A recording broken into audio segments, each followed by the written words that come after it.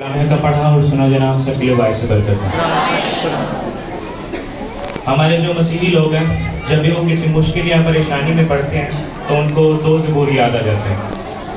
Number 1 ज़बूर 23 और उसके बाद ज़बूर 91। और हमारे लोग ये समझते हैं कि सिर्फ ये ज़बूर पढ़ लेने से उनकी ज़िंदगियों में से मुश्किलात ख़त्म हो जाएंगी और खुदा उनकी ज़िंदगियों में आ जाएगा वापस दोबारा से।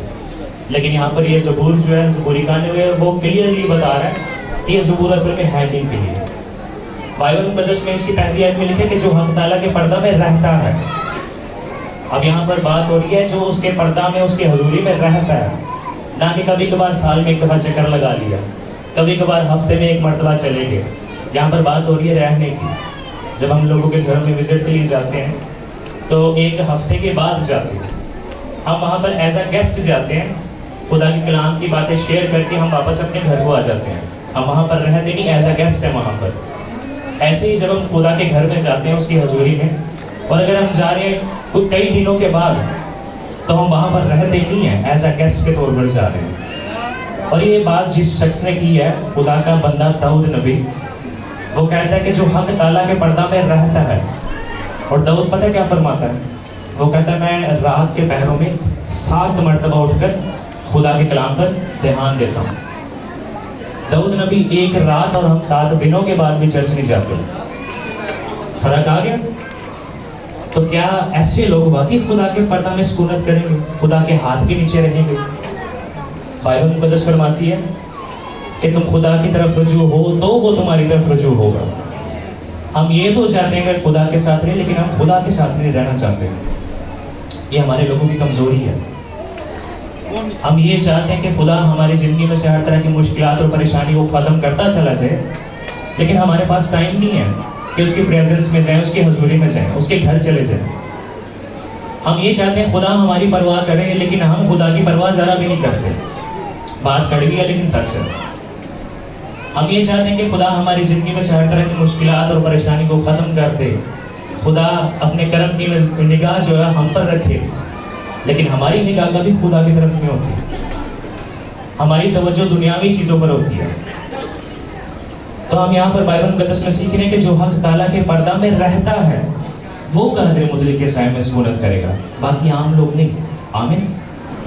तो हमें पता होना चाहिए कि हमारा शुमार किन लोगों में है, जो हक़ ताला के पर्दा में रहते हैं या जिनको उसकी हजूरी की ज़रा परवाह भी नहीं है। हमें पता होना चाहिए, हम इसके अंदर इम्तियाज़ करने वाले बने, फ़र्क करने वाले हमें बनना चाहिए। आमीन। बाइबल मुक़द्दस में हम सीख रहे हैं, फिर हम आगे बाइबल मुक़द्दस में इसकी दूसरी आयत सब मिलकर पढ़ेंगे।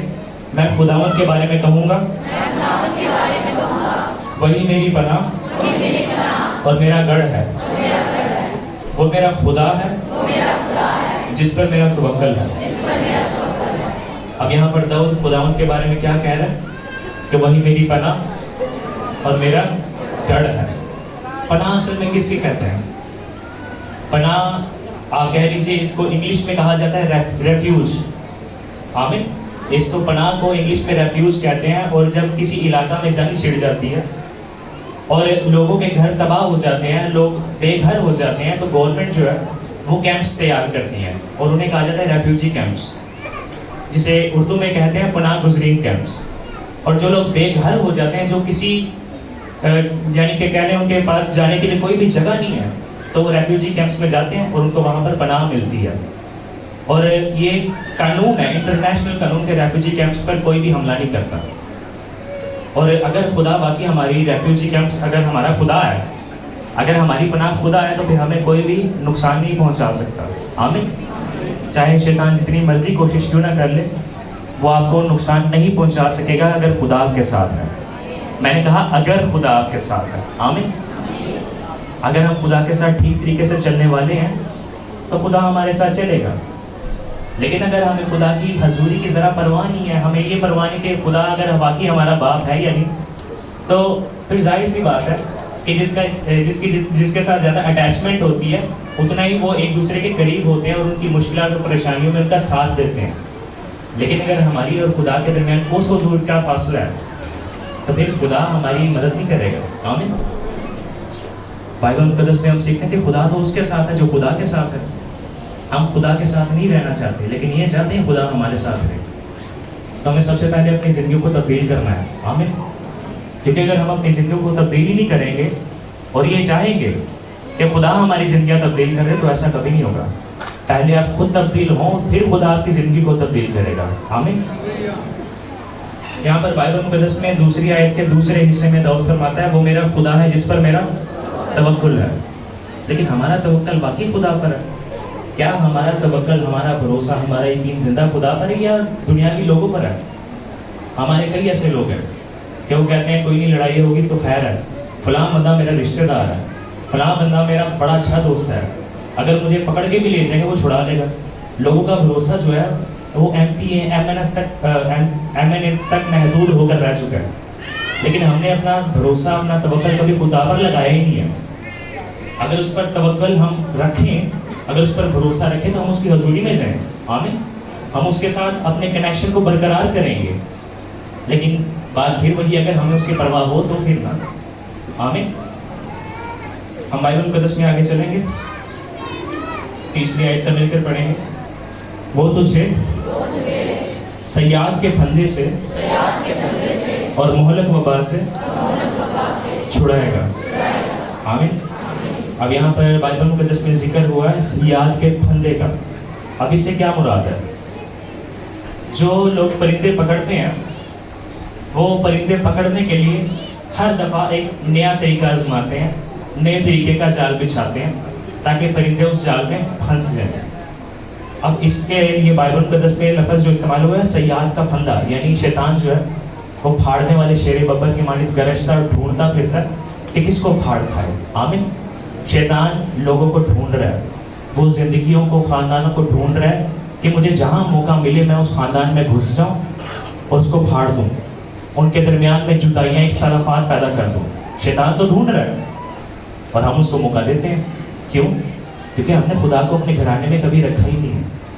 ہم خدا کو اپنے بیچ میں نہیں رکھتے، اور جب خدا کو ہم بیچ میں نہیں رکھتے تو پھر شیطان موقع تلاش کر کے ہمارے خاندان میں آتا ہے اور جدائیاں، تفرقے، لڑائیاں، یہ سارا کچھ تب ہوتا ہے. آمین.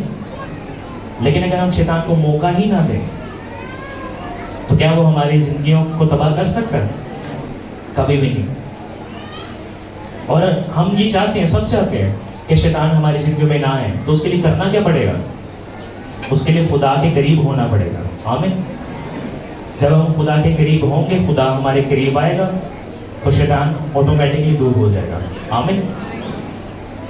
اور خدا جو ہے وہ پولیٹیشنز کی طرح نہیں ہے کہ جو بات کر دے اور بعد میں اپنی بات سے مکر جائے.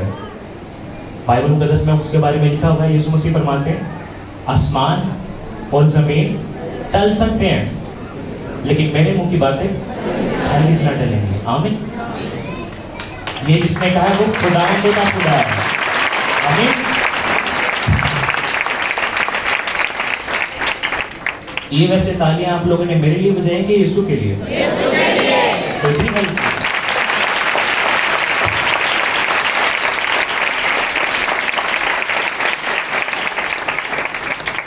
اور تیسری آیت کا دوسرا حصہ اور مہلک وبا سے چھڑائے گا. اب اس سے کیا مراد ہے؟ ڈیڈلی ڈیزیز، یعنی وہ بیماری جو آپ کی جان بھی لے سکتی ہے. آمین. فرض کریں کہ جیسے چند سال پہلے جب کرونا وائرس آیا تو اس سے جو لوگ انفیکٹ ہوتے تھے، کیونکہ اس کا کوئی کیور نہیں تھا، کوئی اس کی دوائی، کوئی ویکسین تب تک تیار نہیں ہوئی تھی، تو جس کو کرونا وائرس ہوتا وہ کچھ ہی دنوں کے اندر اوپر پہنچ جاتا. لیکن جو بات ہم نے کلیسیا میں سے سنی، پھر جب ہم وزٹ کے دوران جب کلیسیا میں جاتے تو ہمیں یہ پتہ چلا کہ ہمارے کئی ایسے لوگ ہیں جو ہاسپٹلس میں ڈیوٹی کرتے ہیں اور وہ مریضوں کے آس پاس گھومتے ہیں صفائی کے لیے، لیکن ان کو اس ڈیزیز نے انفیکٹ نہیں کیا. آمین.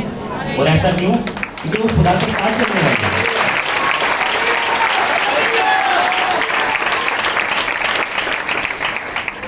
اور اگر کسی کو کوئی بیماری لگ بھی جاتی ہے تو ہمارا خدا اتنا پاورفل ہے کہ اس بیماری کو جڑ سے نکال لے. آمین.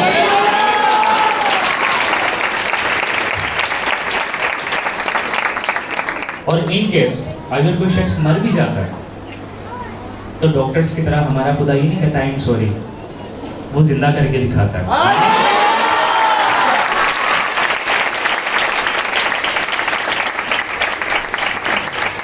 اسی لیے بائبل مقدس میں لکھا ہے کہ ہمارا خدا ہمیں شیطان کے پھندوں سے بھی بچا کر رکھے گا اور مہلک وبا سے بھی بچا کر رکھے گا، لیکن شرط یہ ہے کہ ہم اس کے قریب تو جائیں۔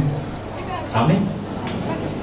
پھر ہم آگے بائبل مقدس میں دیکھیں گے وہ تجھے اپنے پروں سے چھپا لے گا اور تجھے اس کے بازو کے نیچے پناہ ملے گی، اس کی سچائی ڈھال اور سپر ہے۔ یہ چوتھی آیت جو بھی ہم نے پڑھی، اس کے اندر ہم دیکھتے ہیں کہ خدا کے بارے میں لکھا کہ وہ ہمیں اپنے پروں میں چھپا لے گا۔ سوشل میڈیا پہ ایک پکچر کافی وائرل ہوئی کچھ سال پہلے کہ ایک سانپ ہے اور وہ درخت پر چڑھا ہوا ہے اور پرندے جو ہیں وہ اس نے کیا پرندے نے اپنے انڈوں کو اپنے بچوں کو اپنے پروں میں چھپا لیا ہوا ہے۔ اس کا مطلب کیا ہے کہ وہ اپنے بچوں کی پروٹیکشن کر رہا ہے۔ یعنی اگر جو سانپ ہے اگر اس نے پرندے کے بچوں کو نقصان پہنچانا ہے تو پہلے اس کو کس سے نپٹنا پڑے گا؟ پرندے سے خود۔ آمین۔ تب ہی جب وہ پرندے کو نقصان پہنچا دے گا تب وہ اس کے بچوں کو نقصان پہنچانے کے قابل ہوگا۔ لیکن یہاں پر ہم دیکھتے ہیں کہ بائبل مقدس فرماتی ہے کہ خدا اپنے لوگوں کو اپنے پروں کے نیچے چھپا لیتا ہے۔ تو شیطان کیا خدا سے زیادہ طاقتور ہے؟ تو پھر ہمیں ایشورنس ہونی چاہیے، ہمیں یقین دہانی ہونی چاہیے کہ خدا ہمیں ہر طرح کے حالات میں بچا کر محفوظ رکھے گا۔ آمین۔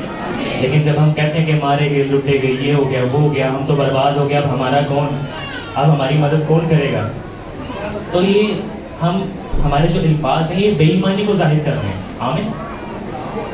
اب میں ایک ایگزامپل کے طور پہ بتاؤں گا، جب خداوند یسوع مسیح اپنے شاگردوں کے ساتھ کشتی میں موجود تھے تو جھیل میں طوفان آ گیا اور جو لہروں کا پانی تھا وہ کشتی کے اندر داخل ہو رہا ہے اور کشتی ڈوبنے کے قریب پہنچ چکی ہے۔ اور آپ کو پتا ہے کہ یسوع مسیح کے جو شاگرد ہیں وہ انہوں نے کیا کہہ کر یسوع مسیح کو اٹھایا؟ صرف تھوڑے سے لوگوں کو پتا ہے، چرچ جایا کریں۔ کیا کہا؟ اے صاحب ہم ہلاک ہوئے چاہتے ہیں۔ بائبل مقدس میں لکھا ہے کہ یسوع مسیح جب اٹھے انہوں نے لہروں کو ڈانٹا، ہواؤں کو ڈانٹا، بارش کو ڈانٹا، طوفان کو ڈانٹا اور ساکن ہو گیا سب کچھ۔ آمین۔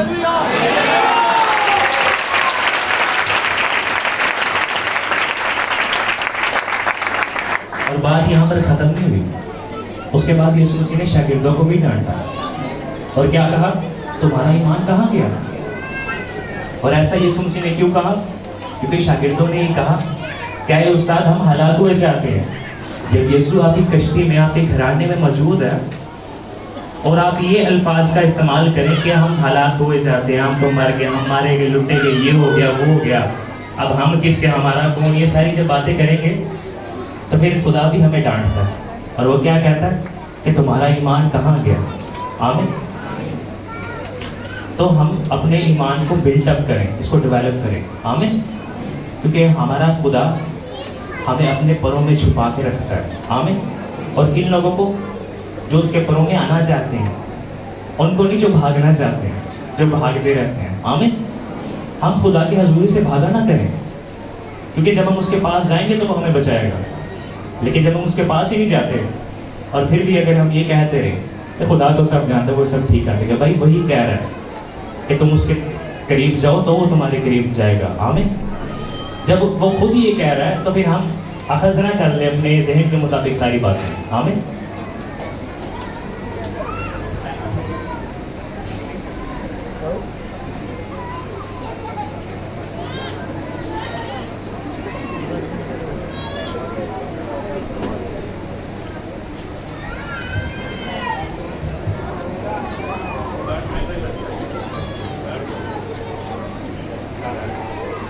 اب یہاں پر ہم آگے بائبل مقدس پر سیکھیں گے۔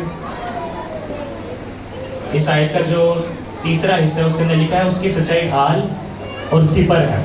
اب یہاں پر دو چیزوں کا استعمال ہوا ہے۔ کیا کیا ہے؟ ڈھال اور سپر۔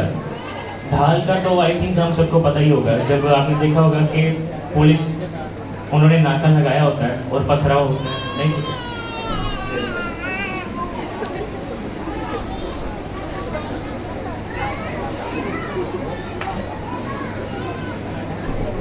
اب یہاں پر ہم دیکھتے ہیں کہ جب ناکا وغیرہ کا کوئی لگا ہوتا ہے اور پتھراؤ ہو رہا ہوتا ہے پولیس پر، تو اپنے آپ کو کیسے بچاتے ہیں؟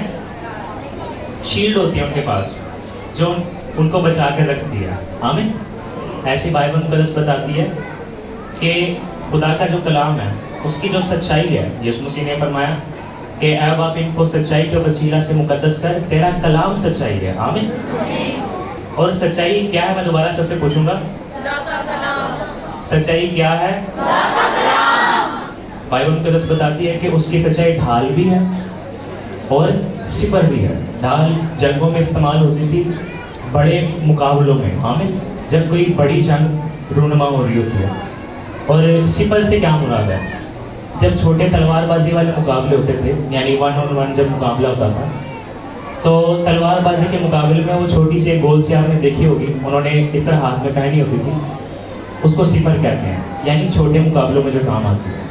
अब यहाँ पर जो इस आयत का मतलब है वो ये है कि खुदा का कलाम बड़ी जंगों में भी हमारी मदद और सहायता करेगा, हमारी रहनुमाई करेगा, और छोटे मुकाबलों में भी। आमीन। यानी खुदा का कलाम हर तरह के हालात में हमारी रहनुमाई करेगा। आमीन। और कुछ लोग कहते हैं कि खुदा का कलाम इस मामले में खामोश है, खुदा इस बारे में खामोश है। भैया वो खामोश नहीं, आपकी स्टडी नहीं है। आमीन।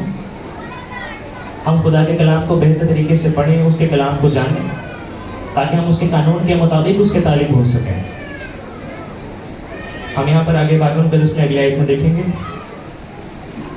तो ना रात की हैबत से डरेगा, ना दिन को उड़ने वाले तीर से। अब इससे क्या मुराद है? तो ना रात की हैबत से डरेगा, इसके बारे में इंग्लिश में इस्तेमाल हुआ है लफ्ज़ टेरर ऑफ नाइट। आमीन। रात जो है वो तारीकी की तरफ इशारा करती है, तारीकी अबलीसी कुव्वतों की तरफ इशारा करती है, हमारी बैड कंपनीज हो सकती हैं। आमीन।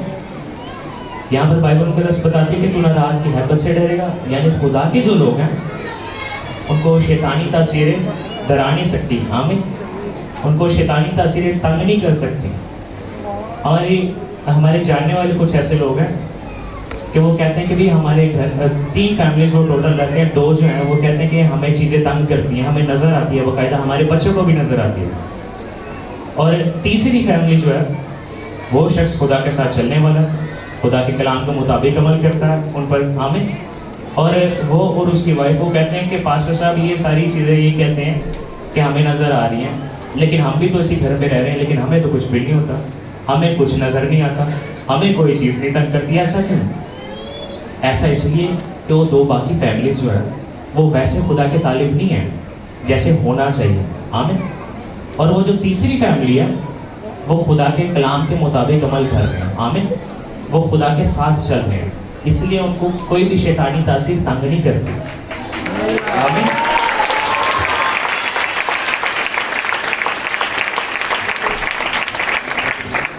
खुदा का जो कलाम है वो सच्चा और बरहक है, और उसने जब कहा कि उसके लोग रात की हैबत से नहीं डरेंगे तो वो नहीं डरेंगे। आमीन। फिर आगे जो जुमला इस्तेमाल हुआ, और ना ही दिन को उड़ने वाले तीर से। दिन को उड़ने वाला तीर, इससे क्या मुराद है? ये जंगों की तरफ इशारा है। आमीन। यानी खुदा के जो लोग हैं वो किसी भी जंग के अंदर, किसी भी लड़ाई के अंदर उनको नुकसान नहीं पहुंचेगा, खुदा अपने लोगों को खुद प्रोटेक्ट करेगा। आमीन। तो जो खुदा हमें प्रोटेक्ट करता है, क्या हम उसके लिए तालियां बजा सकते हैं जोरदार?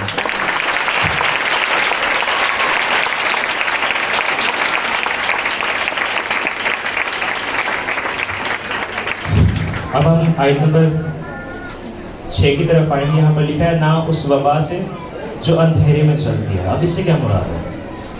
जैसे कि हम पहले सीख चुके हैं, अंधेरा शैतानी कुव्वतों की तरफ इशारा है।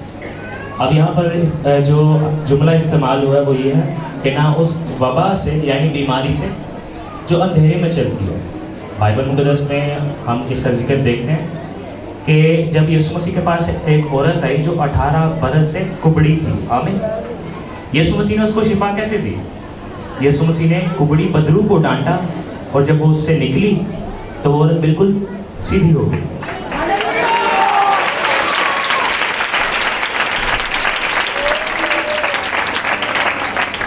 अब आपसे सवाल है कि वो औरत 18 साल से कुबड़ी क्यों थी? क्या वजह थी? क्या बीमारी थी? जरा दोबारा बताइएगा। इंतजामिया से कहा था दरवाजा बंद रखना, इंतजामिया से कहा था दरवाज़ा बंद रखना।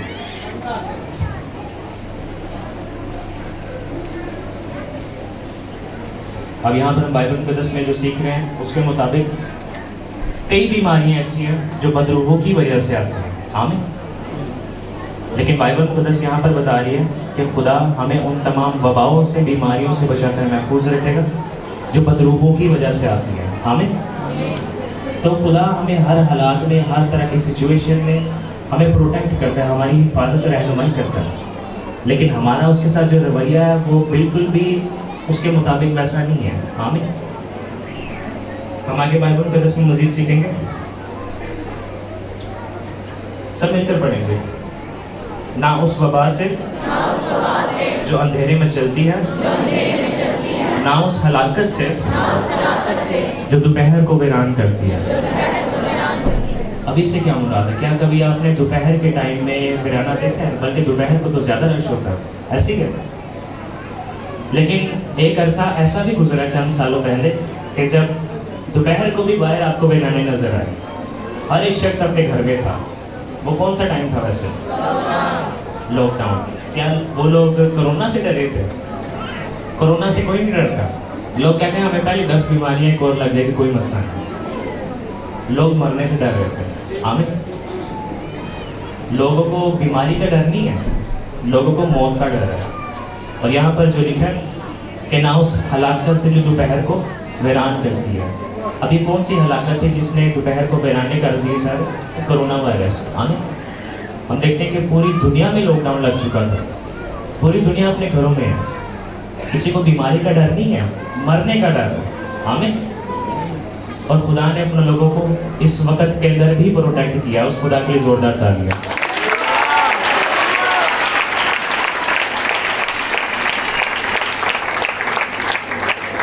जब डॉक्टर्स, प्रोफेशनल डॉक्टर्स लोगों का इलाज नहीं कर पा रहे, डेली खबर आती कि आज इतने हजार लोग मर गए, आज इतने हजार मर गए, आज इतने हजार मर गए। लेकिन जो हमारा खुदा है उसने अपने लोगों को हमेशा महफूज रखा, आमीन।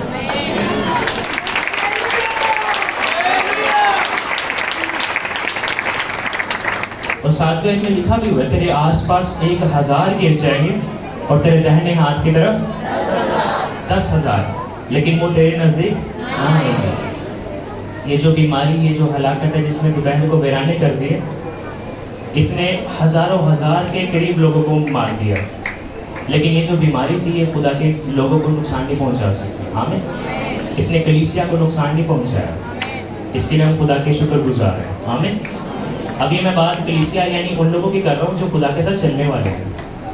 एक होता है नामी मसीह, यानी सिर्फ नाम के साथ मसीह लिखा, चर्च कभी जिंदगी में नहीं गए।